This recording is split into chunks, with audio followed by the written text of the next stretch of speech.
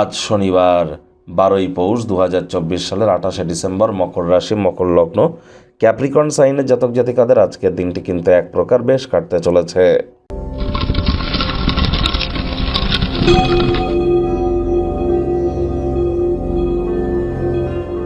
ভিডিওটির শুরুতেই স্ক্রিনে আপনারা দেখতে পাচ্ছেন শনি মহারাজের প্রণাম মন্ত্র।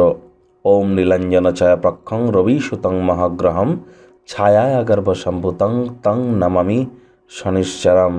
এটি আপনারা আজ সন্ধেবেলার সময় 108 বার জপ করুন।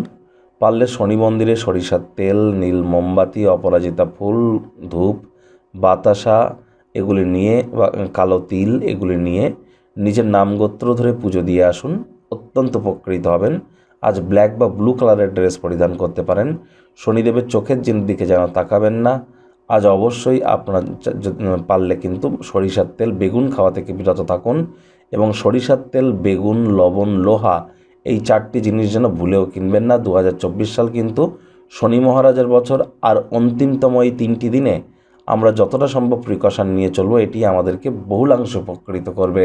ভাগ্য মিটার আজ আপনাদের বলছে 8 আউট অফ 10, ভাগ্য আপনাদের অনুকূলেই থাকবে। বহুদিন পর একটি দুর্দান্ত দিন আপনাদের জন্য অপেক্ষা করবে। সময় সুযোগের সদ্ব্যবহার করুন। কায়িক পরিশ্রম হলেও শরীর মনে সতেজতা এবং তরতাজাই আপনারা অনুভব করবেন।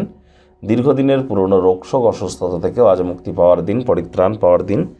আয়েশ, আমোদ প্রমোদ, বিনোদনের মাধ্যমে কাটান, মুভি থিয়েটারে যান, তাহলে লাভান্বিত আপনারা হবেন মানসিকভাবে। সন্ধেবেলার সময় স্বামী স্ত্রী, প্রেমিক প্রেমিকা একসাথে কোয়ালিটি টাইম পাসও করতে পারেন।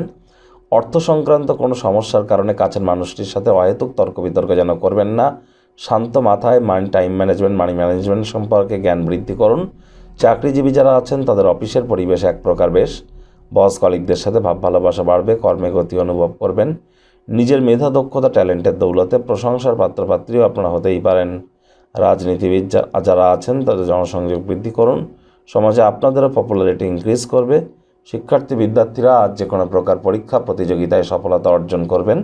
উচ্চ শিক্ষার জন্য যারা বিদেশ যাত্রার কথা ভাবছিলেন, ভাগ্যদেবীও কিন্তু আজ আপনাদের পক্ষেই আছেন। সন্তান সন্ততি থেকে থাকলে তারাও তাদের কৃতিত্বের দ্বারা আপনাদেরকে গর্বিত অনুভব করাবে। প্রেমিক প্রেমিকা, স্বামী স্ত্রী উভয়ের ক্ষেত্রেই বলবো, ফুল ফুটুক আর না ফুটুক, আজ আপনাদের প্রেমের বাগানে বসন্ত। দিনটিকে যতটা সম্ভব রোম্যান্টিক করে তোলা যায় সেই প্রচেষ্টাই আপনাদের জারি রাখা উচিত। অবিবাহিতদের বিবাহের যোগ পরিলক্ষিত হচ্ছে। যারা প্রেমে পড়েননি তাদের জীবনে স্বপ্নের নারী বা পুরুষের আগমন আজ কিন্তু হতেই পারে।